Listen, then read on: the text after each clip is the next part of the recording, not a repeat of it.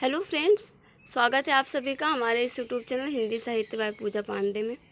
Friends देखिए, इस video में हम जो है EMRS TGT हिंदी का सिलेबस देखने वाले हैं। हम ये देखेंगे कि बेस्ट बुक्स कौन सी हो सकती हैं जो प्रिपरेशन में हमारी हेल्प करेंगी और सही रणनीति क्या है, क्योंकि जैसा आप सभी जानते हैं किसी भी एग्ज़ाम को क्रैक करने के लिए एक सही रणनीति का होना बहुत ज़रूरी है और वो सभी का अपने अपने अनुसार अलग अलग होता है। तो हम इन्हीं सब बिंदुओं पर इस वीडियो में चर्चा करेंगे। आइए पहले हम सिलेबस देख लेते हैं EMRS TGT हिंदी के लिए। तो जैसा कि ये देखिए, ये ऑफिशियल वेबसाइट पे भी आपको देखने के लिए मिल जाएगा ये PDF। सबसे पहले तो आपको पता होगा कि उसमें एक जनरल पेपर है और एक आपका सब्जेक्ट है, यानी कि 120 मार्क्स का जो आपका पेपर होगा उसमें आपको इन सब टॉपिक से भी देखने को मिलेंगे जो जनरल टॉपिक है और आपका जो सब्जेक्ट का है। तो पहले आइए हम इसी को देख लेते हैं, जनरल वाले को। इसमें डिटेल में बताया गया है क्योंकि जो हमने कल एग्जाम पैटर्न में देखा था उसमें ये चीज़ें शॉर्ट में दी गई थी, इसमें डिटेल में बताया कौन कौन से टॉपिक पढ़ने हैं। और पार्ट 6 में जो आपका जनरल हिंदी और जनरल इंग्लिश है उसमें भी इसमें टॉपिक बताए गए हैं। तो आइए इन्हें देख लेते हैं। पहले जैसा कि पहले आप देखेंगे जनरल अवेयरनेस। तो जनरल अवेयरनेस के अंतर्गत आपका जनरल नॉलेज आ जाएगा और करेंट अफेयर आ जाएगा। करेंट अफेयर होगा जो आपका, वो आपका एजुकेशन के फील्ड से रिलेटेड होगा। जैसे एजुकेशन के फील्ड में नए नए न्यूज़ आपको डेली देखने को मिल जाते होंगे, तो आप जो है या तो डेली न्यूज़पेपर पढ़ें इस टॉपिक को तैयार करने के लिए, जैसा कि आपका करंट अफेयर है, या तो आप डेली न्यूज़पेपर पढ़ें या आप डेली जो है किसी चैनल से करंट अफेयर देखें। लेकिन ये चीज़ें आपको डेली करनी पड़ेंगी, क्योंकि ऐसा आप सोचिए कि करंट अफेयर को याद किया जा सकता है तो आप एक दो दिन में बैठकर उसे याद नहीं कर सकते हैं। ये चीज़ें आपको डेली पढ़नी पड़ेंगी। दूसरा देखिए रीजनिंग एबिलिटी। इसके लिए आप चाहते हो SPD की एक जो बुक आती है करंट अफेयर की, आप वो भी ले सकते हैं, काफ़ी हेल्प होगा। लेकिन उसे भी आपको डेली कम से कम आधा घंटा तो उसे देना पड़ेगा। फिर है आपका रीजनिंग एबिलिटी। आपने KVS के टाइम पे भी ये चीज़ें तैयार की होंगी, अगर नोट्स है आपके पास तो बहुत अच्छी बात है, आप उसे रिविज़न कर सकते हैं। रीजनिंग जिसमें आपका देखिए पजल्स आएगा, सिटिंग अरेंजमेंट्स क्वेश्चन आएंगे, डाटा सफिशिएंसी है, स्टेटमेंट बेस्ड क्वेश्चन भी, इसमें वर्बल और नॉन वर्बल दोनों ही है, यहाँ पे वर्बल रीजनिंग है सॉरी। और फिर है इनइक्वालिटी, ब्लड रिलेशंस यानी रक्त संबंध, सीक्वेंस एंड सीरीज, फिर डायरेक्शन टेस्ट, दिशा परीक्षण जो होता है, assertion and reason, Venn diagram. ये सभी टॉपिक से क्वेश्चन आपके रीजनिंग एबिलिटी में पूछेगा। 10 क्वेश्चन इससे भी पूछे जाने हैं, कल बताया था मैंने आपको। नॉलेज ऑफ ICT यानी कंप्यूटर से रिलेटेड। रीजनिंग एबिलिटी के लिए देखिए तो एक अरिहंत की रेड कलर की बुक आती है, वो आप ले लें, तो उसमें सारे टॉपिक आपके कवर किए हुए हैं अरिहंत की रीजनिंग बुक में। तो सारे टॉपिक आपको वहाँ पे देखने को मिल जाएंगे। अगर आपके पास ऑलरेडी बुक है तो आपने इसे देखा भी होगा। फिर ICT की बात करें तो fundamentals of computer system, basic of operating system, MS office, keyboard shortcut और उसके प्रयोग, इंपॉर्टेंट कंप्यूटर टर्म और आपके कंप्यूटर नेटवर्क, साइबर सिक्योरिटी और इंटरनेट। इन सभी टॉपिक्स आपके कंप्यूटर में क्वेश्चंस आएंगे। ध्यान रखें नेगेटिव मार्किंग भी है, इसलिए आपको बहुत सावधानी से आपको क्वेश्चन अटेम्प्ट करने हैं। और उससे ज़्यादा इम्पोर्टेंट है कि अभी आपके पास जो समय है उसमें आप तैयारी करें और अच्छे से तैयारी करें। फिर है आपका टीचिंग एप्टीट्यूड। देखिए कंप्यूटर के लिए बात करें तो अगर आपके पास कोई बुक या कोई नोट्स नहीं है, आप उस कंप्यूटर पढ़ना चाहते हैं, तो लूसेंट की एक कंप्यूटर की पतली सी बुक आती है, आप वो ले सकते हैं, वो इनफ रहेगा इसके लिए। और हो सकता है आपने KVS के टाइम पे वो बुक आपके पास ली हो, आप में तो हो भी, नहीं लिए तो आप उसे ले सकते हैं। टीचिंग एप्टीट्यूड, इसमें आपका टीचिंग नेचर है, कैरेक्टरिस्टिक्स है, ऑब्जेक्टिव है। फिर आप देखेंगे basic requirements, learners characteristics, factor affecting teaching, methods of teaching, teaching ads और इवैल्यूएशन सिस्टम। तो ये सभी चीज़ें आपने B.Ed किया हुआ है, तो B.Ed के टाइम पे आपने इन चीज़ों को पढ़ा है। इसमें बहुत ज़्यादा आपको मेहनत करने की ज़रूरत नहीं है, लेकिन इसे रिवीजन करना बहुत ज़रूरी है। एग्ज़ाम से पहले कम से कम 3 से 4 बार इस चीज़ों को पढ़ लें। तो B.Ed की आपकी जो बुक होगी आप उसमें देखिएगा, ये सारे टॉपिक आपको वहाँ पे मिल जाएंगे। तो इन टॉपिक को वहाँ से आप टिक कर लीजिए, शॉर्ट नोट्स बनाइए, इस तरह से आपका टॉपिक आपका तैयार हो जाएगा टीचिंग एप्टीट्यूड का। इसके बाद है आपका एक्सपीरियंशियल एक्टिविटी बेस्ड पेडागोजी और केस स्टडी बेस्ड। तो ये जो आपने सीटेड या फिर यूपीटेड या फिर जिस भी स्टेट से आप बिलोंग करते हो उस स्टेट का जब आपने टेट दिया होगा तो आपने पेडागोजी पढ़ी होगी, तो उतनी पेडागोजी यहाँ के लिए इनफ है। बाकी उतना पढ़ने के बाद आप में जो समझ विकसित होगी आप अपनी समझ से इन क्वेश्चंस को कर लेंगे। फिर आपका NAP 2020। तो NAP 2020 का PDF जो है गूगल पे अवेलेबल है, हिंदी लैंग्वेज में भी है, इंग्लिश लैंग्वेज में भी है। आपको जो भी सूटेबल हो आप उसी में डाउनलोड कर सकते हैं और NAP 2020 को तैयार कर सकते हैं। उसमें से चाहें तो जो महत्वपूर्ण बिंदु है उसे आप लिख भी सकते हैं। फिर इधर देखिए आपका जो Khelo India, fit India, other similar program है, ये टीजीटीज़ के बाकी सब्जेक्ट के लिए है, सिर्फ जो है ये पीईटी के लिए नहीं, फिजिकल एजुकेशन टीचर के लिए है। तो ये आपके टीजीटी हिंदी के लिए नहीं है। अब बात कर लेते हैं जनरल हिंदी और जनरल इंग्लिश की। ये आपको क्वालिफाइंग वाला पेपर है, जिसमें आपको 10 में से 4 मार्क्स लाने ही लाने हैं। तो इन टॉपिक को आप ध्यान से थोड़ा देखें कि आप अच्छे से तैयार करें, और जो क्वेश्चन आपको आते रहेंगे आप सिर्फ उन्हें ही अटैम्प्ट करिएगा, बाकी अटैम्प्ट मत करिएगा, क्योंकि जानते हैं आप नेगेटिव मार्किंग तो इसका लॉस आपको देखने के लिए मिल सकता है। तो आइए इसमें भी जनरल हिंदी और जनरल इंग्लिश में टॉपिक देख लेते हैं, फिर टीजीटी हिंदी का जो आपका सब्जेक्ट वाला पेपर है उसे हम डिटेल में देखेंगे, उसके सिलेबस को। जनरल हिंदी में आपका संधि, समास, विलोम शब्द, पर्यायवाची शब्द, सामान्य अशुद्धियाँ, वाक्यांशों के लिए एक शब्द, मुहावरे, लोकोक्तियाँ और अपठित गद्यांश पर आधारित प्रश्न, इन सभी टॉपिक से आपके जनरल हिंदी में क्वेश्चन पूछे जाएंगे। जनरल इंग्लिश में देखें तो वर्ब है, tense, voice, subject verb agreement, articles, comprehension, fill in the blanks, adverb, error correction, sentence, rearrangement, unseen passage, vocab, antonym, synonym, grammar और आइडियम एंड फ्रेजेस। देखेंगे इसमें बहुत सारे टॉपिक आपके दिए गए हैं जनरल इंग्लिश के लिए।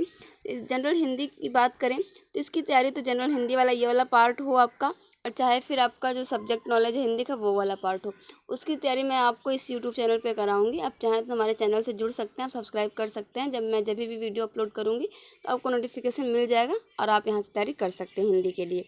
इंग्लिश की बात करें तो अगर आपके पास इंग्लिश की कोई बुक नहीं है तो आप लूसेंट के जो जनरल इंग्लिश आते हैं आप उससे ले लें, सारे टॉपिक आपको उससे मिलेंगे और आपके लिए आसान होगा। अगर आप लूसेंट नहीं लेना चाहते तो आप जो नीतू सिंह की इंग्लिश की बुक आती है आप वो भी ले सकते हो। उसमें वोकैब सेक्शन काफ़ी अच्छा दिखेगा आपको और बहुत सारी चीज़ें आप वहाँ से तैयार कर सकते हैं। तो चाहे आप लूसेंट लें या नीतू सिंह की इंग्लिश की बुक लें, प्रिंस पैरामाउंट करके आती है, दोनों इसके लिए बेस्ट होगा। हिंदी की तैयारी मैं आपको यहाँ पर करवा ही दूँगी। NAP 2020 आप गूगल से इसका PDF डाउनलोड कर सकते हैं, हिंदी और इंग्लिश दोनों लैंग्वेज में अवेलेबल है। तो जो भी आपको सूटेबल हो आप उसमें इसे तैयार कर सकते हैं। और टीचिंग एप्टीट्यूड की बात रही तो जैसा मैंने कहा बीएड की आपके पास बुक होगी, उसमें से ये सारे टॉपिक आपको मिल जाएंगे।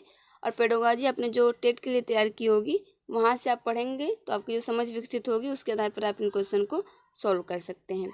Knowledge of ICT and computer के लिए लूसेंट की एक पतली सी बुक आती है, आप वो ले सकते हैं। रीजनिंग एबिलिटी के लिए अरिहंत की बुक सबसे बेस्ट होती है, आप उसे देख लें। और जनरल अवेयरनेस से आप डेली न्यूज़पेपर पढ़ें, या फिर आई नेक्स्ट एक यूट्यूब चैनल है, वहाँ पे भी डेली करंट अफेयर कराए जाते हैं, आप वहाँ से भी देख सकते हैं। डेली मॉर्निंग में आता है वीडियो, या फिर जो भी चैनल आपको जिस टीचर का बताया आपको समझ में आता है आप वहाँ से उसे तैयार कर सकते हैं। अब आइए बात कर लेते हैं टीजीटी हिंदी का जो आपका सब्जेक्ट का सिलेबस है। देखिए यहाँ पे इंग्लिश का दिया हुआ है, बाकी सब्जेक्ट का भी इसमें दिया हुआ है। आइए हिंदी का देख लेते हैं हम। तो हिंदी में आप देखेंगे इसमें 3 खंड में सिलेबस करके दिया हुआ है। एक तो आपका गद्य साहित्य है, फिर काव्य भाग है, हिंदी भाषा का विकास और व्यवहारिक व्याकरण है। आपके हिंदी के डिटेल सिलेबस में सारे टॉपिक्स दिए गए हैं, इन्हें हम एक एक करके देखते हैं। पहले है आपका हिंदी साहित्य का उद्भव, विकास एवं गद्य साहित्य की विधाएं। तो आप इसमें देखेंगे तो जैसा पीजीटी में आपने देखा होगा उसका सिलेबस जो है बहुत ही डिटेल है। टीजीटी की अपेक्षा पीजीटी से कंपेयर करें तो पीजीटी का सिलेबस काफ़ी बड़ा है, पीजीटी हिंदी का EMRS का। टीजीटी का देखेंगे तो उससे थोड़ा कम में दिया है आपको, लेकिन तैयारी यहाँ भी आपको बहुत ही मजबूत करनी है अपनी, क्योंकि इसमें टॉपिक्स आपको देखने में छोटे लग रहे हैं, लेकिन पढ़ने बैठेंगे तो सारे टॉपिक आपको बहुत ज़्यादा देखने को मिलेंगे। जैसे हिंदी साहित्य का उद्भव, विकास एवं गद्य साहित्य की विधाएँ हैं, तो गद्य साहित्य की विधाएँ में आपके जितने भी गद्य विधाएँ हैं उनके प्रमुख रचनाकार कौन हैं, उनकी रचनाएँ कौन कौन सी हैं, उनकी क्या विशेषता है, ये सारी चीज़ें आपकी इसके अंतर्गत आ जाएंगी। फिर जैसा इसमें दिया है उपन्यास पर आधारित प्रश्न, कहानी पर आधारित प्रश्न, इसी प्रकार सभी विधाओं का इसमें नाम दिया, जिसमें आपका उपन्यास, कहानी, नाटक, निबंध, यात्रा, संस्मरण, आत्मकथा, रिपोर्टाज, इन सभी विधाओं पर आधारित आपसे प्रश्न पूछे जाएंगे। तो आपको इस पे सबसे देखिए सबसे बेस्ट तरीका है कि किसी भी एक किताब में आपको ये सारी चीज़ें नहीं मिलेंगी। आपके पास जो भी हिंदी साहित्य की बुक हो, रामचंद्र शुक्ल को अगर आप पढ़ते हैं तो 800 पेजेस की बुक है, आप पूरा पढ़ लेंगे फिर भी आप कुछ न कुछ बल्कि बहुत कुछ आपका छूट जाएगा। फिर डॉक्टर नगेंद्र की बुक है, रामचंद्र तिवारी हैं और रामस्वरूप चतुर्वेदी हैं। इस प्रकार मैं बेस्ट बुक जो हिंदी साहित्य की हैं उसको हम अगले वीडियो में बात कर लेंगे। कोई भी आपके पास हिंदी साहित्य की बुक हो, अगर आप किसी एक बुक से तैयारी करते हैं तो इसकी तैयारी अच्छे से नहीं हो पाएगी।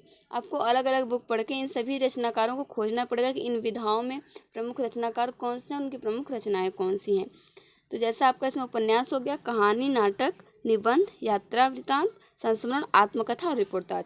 इन सभी के प्रमुख लेखक और उनकी प्रमुख रचनाएं, ये आपको इसमें देखना है। उसी पर आधारित आपसे प्रश्न पूछे जाएंगे। अगला है आपका काव्य भाग, जिसे आप पद्य साहित्य भी कह सकते हैं। तो हिंदी काव्य का विकास किस प्रकार से हुआ। उसके बाद आपका आदिकालीन काव्य, भक्तिकालीन काव्य। इसमें भक्ति काल की दोनों शाखाएं आ जाएंगी, निर्गुण और सगुण। और सूफी काव्य, राम भक्ति शाखा, कृष्ण भक्ति शाखा भी इसमें देखिए लिखा नहीं है, लेकिन वो भी इसमें इंक्लूडेड है, आपको वो भी पढ़ना पड़ेगा। उसके बाद है आपका रीतिकालीन काव्य, आधुनिक कालीन काव्य। आधुनिक काल के अंतर्गत जैसा कि आप जानते हैं भारतेंदु युग, द्विवेदी युग, छायावाद युग। देखिए यहाँ पे गलत लिखा हुआ है, प्रगतिवाद, प्रयोगवाद, नई कविता, समकालीन कविता, ये सभी आता है। तो इन सभी पर आपसे आधारित प्रश्न पूछे जाएंगे इनके काव्य पर।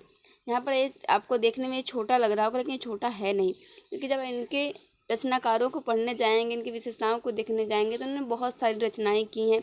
तो वहाँ से आपसे प्रश्न पूछा जा सकता है। कोई पंक्ति दे देगा, पूछेगा ये किस रचना का है। जब तक आपने डिटेल में नहीं पढ़ा होगा तो आप नहीं बता पाएंगे, और ऐसे में प्रश्न जो है आपके गलत हो सकते हैं। तो इन्हें भी आपको डिटेल में पढ़ना पड़ेगा, आदिकाल से लेकर आधुनिक काल तक के सभी काव्य को और उनकी सभी शाखाओं को। उसके बाद आप देखें तो यहाँ पर है हिंदी भाषा का विकास एवं व्यवहारिक व्याकरण।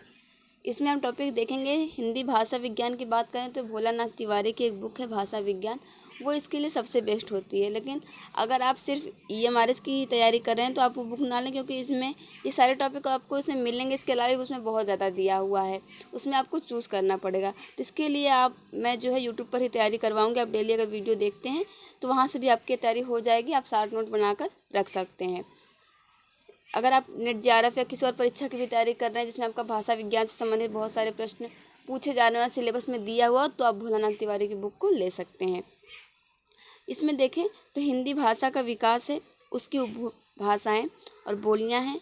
यहाँ पर देखिए ये अनावश्यक दे दिया, क्योंकि देवनागरी लिपि का विकास और देवनागरी लिपि में उसका विकास तो यहाँ पे दिया हुआ ही है। फिर है वर्ण विचार। आपका वर्ण विचार में आपका उच्चारण, शब्दों का जो उच्चारण होता है उसकी वर्तनी, अशुद्ध, शुद्ध और संधि, ये सभी आ जाएंगे। सिर्फ संधि दिया हुआ, लेकिन इसके अंतर्गत आपको स्वर संधि, व्यंजन संधि और विसर्ग संधि, ये तीनों ही पढ़ना है। शब्द विचार और शब्द रचना, जैसा कि आप जानते हैं शब्द कितने प्रकार के होते हैं, उत्पत्ति के आधार पर, रचना के आधार पर। फिर आपका पर्यायवाची शब्द, विलोम शब्द, अनेकार्थक शब्द, श्रुति सम भिन्नार्थक शब्द, ये सभी इसके अंतर्गत आ जाएंगे। विकारी शब्द, अविकारी शब्द है आपका। वाक्य रचना है कि रचना के आधार पर वाक्य कितने प्रकार के होते हैं, या फिर अर्थ के आधार पर कितने प्रकार के होते हैं। पद परिचय है। फिर है आपका अलंकार। सिर्फ अलंकार दिया है, इसका मतलब आपको शब्दालंकार भी पढ़ना है, अर्थालंकार भी पढ़ना है और उभयालंकार भी पढ़ना है। और इसके अंदर कितने भेद हैं वो आप जानते होंगे, तो ढेर सारे अलंकार भी हो जाते हैं। शब्द शक्तियाँ हैं आपके, अभिधा लक्षण व्यंजन, ये सभी पढ़ना है। मुहावरे एवं लोकोक्तियाँ हैं, अपठित गद्यांश पद्यांश है। फिर है संविधान में हिंदी की स्थिति। इसके अंतर्गत आप देखेंगे तो संपर्क भाषा हिंदी, प्रयोजन मूलक हिंदी, कार्यालयी हिंदी और मानक हिंदी, ये सभी आपके आ जाएंगे।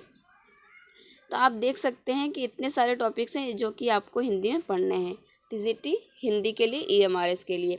गद्य साहित्य में आपने देख लिया, गद्य की सभी विधाओं पर आधारित प्रश्न आपसे पूछे जाएंगे।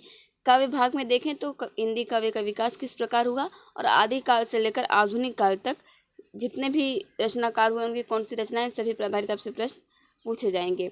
हिंदी भाषा में विकास में बात करें तो देवनागरी लिपि में उसका विकास है, हिंदी भाषा का विकास है, उपभाषाएं बोलियां हैं। व्याकरण में जैसा कि आपने देख ही लिया होगा कि वर्ण विचार, शब्द विचार, विकारी शब्द, वाक्य रचना, अलंकार, शब्द शक्तियाँ, मुहावरे एवं लोकोक्तियाँ, अपठित गद्यांश पद्यांश और संविधान में हिंदी की स्थिति। इसके अंतर्गत आपको हिंदी के भिन्न प्रकार को भी पढ़ना है, उसका जो भी क्षेत्र है वो आपको पढ़ना है। आप चाहें तो सिलेबस को प्रिंट कराकर रख सकते हैं अपने पास, या फिर आप इसे हाथ से लिख लें तो बेटर होगा। तो फ्रेंड्स, इस तरीके से आपने देखा कि TGT हिंदी के लिए हमें पेपर 1 में क्या क्या टॉपिक पढ़ने हैं, और सब्जेक्ट का जो हमारा पेपर है उसमें हमें कौन कौन सी चीज़ें पढ़नी है। किताबों के बारे में मैंने बता दिया, ये टॉपिक को आप कहाँ से तैयार कर सकते हैं वो भी मैंने बता दिया। नोट्स बनाना सबसे ज़रूरी है, चाहे आप यूट्यूब चैनल देख कर नोट्स बनाएं, या बुक से नोट्स बनाएं, या कहीं और से नोट्स बनाएं, लेकिन खुद के नोट्स होना बहुत ज़रूरी है। तो ये आपने देखा, हम लोग मिलते हैं नेक्स्ट वीडियो में। नेक्स्ट देखिए, यहाँ पर सही रणनीति की मैंने बात की थी। तो अभी देखिए एग्ज़ाम कब तक होंगे, तो ये एग्ज़ाम जो है आपका पहली बार हो रहा है, तो कुछ कहा नहीं जा सकता है ये कितने दिन मिलेंगे। फिर भी आप मानकर चलिए कि 2 महीने का समय है आपके पास, उतने में आप इसकी तैयारी जो है कर सकते हैं। उसके बाद आवेदन जो है अभी शुरू नहीं हुए, फॉर्म अप्लाई कुछ आज शाम तक या हो सकता है कि कल तक वो स्टार्ट हो जाएंगे फॉर्म अप्लाई, तो आप उसे कर सकते हैं। ठीक है फ्रेंड्स, मिलते हैं नेक्स्ट वीडियो में। Thank you for watching this video.